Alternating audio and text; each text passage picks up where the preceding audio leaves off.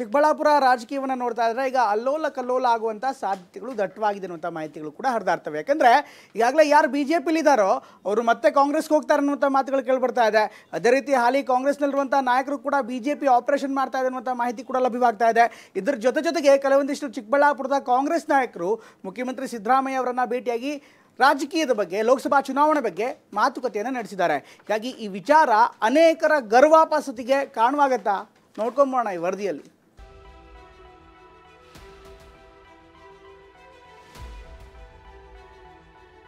ಯಾರ್ಯಾರು ನಮ್ಮ ಪಕ್ಷ ಬಿಟ್ಟು ದ್ರೋಹ ಮಾಡಿ ಹೋಗಿದ್ದಾರೆ, ಜಗತ್ತೇ ಪ್ರಳಯ ಆದ್ರೂ ಕೂಡ ಅವ್ರನ್ನ ವಾಪಸ್ ತಗೊಳ್ಳೋದು.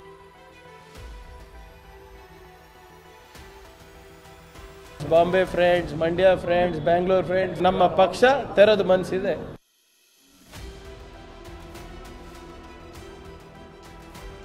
ಲೋಕಸಭಾ ಚುನಾವಣೆಗೆ ಆಗಲೇ ಕೌಂಟ್ ಡೌನ್ ಶುರುವಾಗಿದೆ. ಟಿಕೆಟ್ ಫೈಟ್ ಜೊತೆ ಆಪರೇಷನ್ ರಾಜಕಾರಣವು ಜೋರಾಗಿದೆ.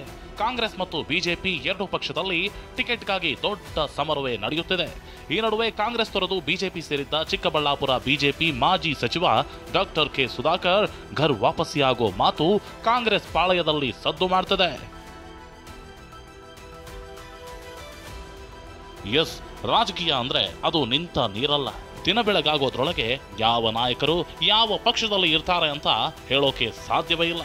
ಪಕ್ಷದಿಂದ ಪಕ್ಷಕ್ಕೆ ಜಂಪ್ ಆಗಿರೋ ಅದೆಷ್ಟೋ ಉದಾಹರಣೆಗಳು ನಮ್ಮ ಕಣ್ಮುಂದಿವೆ.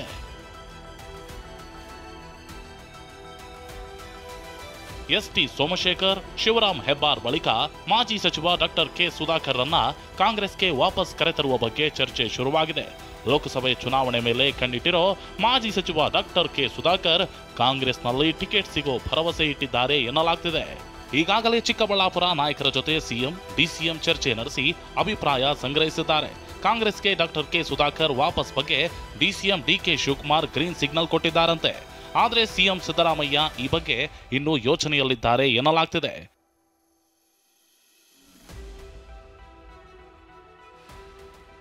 ಕಾಂಗ್ರೆಸ್ಗೆ ಹೋಗ್ತಾರೆ ಅನ್ನೋ ಊಹಾಪೋಹದ ಬಗ್ಗೆ ಮಾಜಿ ಸಚಿವ ಡಾಕ್ಟರ್ ಕೆ ಸುಧಾಕರ್ ಟ್ವೀಟ್ ಮೂಲಕ ಸ್ಪಷ್ಟನೆ ಕೊಟ್ಟಿದ್ದಾರೆ. ಬಿಜೆಪಿ ತೊರೆಯುತ್ತೇನೆ ಎಂಬುದು ಊಹಾಪೋಹವಾಗಿದೆ.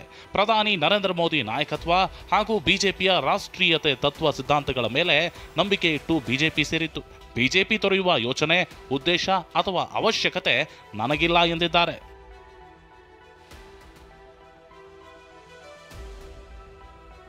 ಇದರ ನಡುವೆ ಗೌರಿಬಿದನೂರು ಮಾಜಿ ಶಾಸಕ ಹಾಗೂ ಮಾಜಿ ಸಚಿವ NH ಶಿವಶಂಕರ ರೆಡ್ಡಿ ಅವರು ಬಿಜೆಪಿಗೆ ಹೋಗಲಿದ್ದಾರೆ ಎಂಬ ಸುದ್ದಿ ಈಗ ಭಾರೀ ಚರ್ಚೆಗೆ ಗ್ರಾಸವಾಗಿದೆ. ಆಪರೇಷನ್ ಕಮಲದ ಮೂಲಕ ಬಿಜೆಪಿ ಆಫರ್ ಕೊಟ್ಟಿದೆ ಎನ್ನಲಾಗ್ತಿದೆ.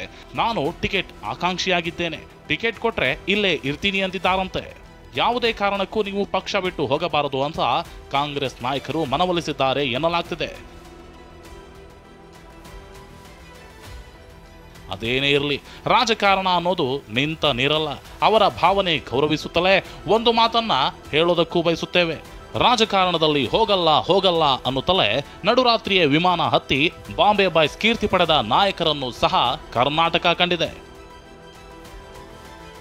Bureau report, TV9.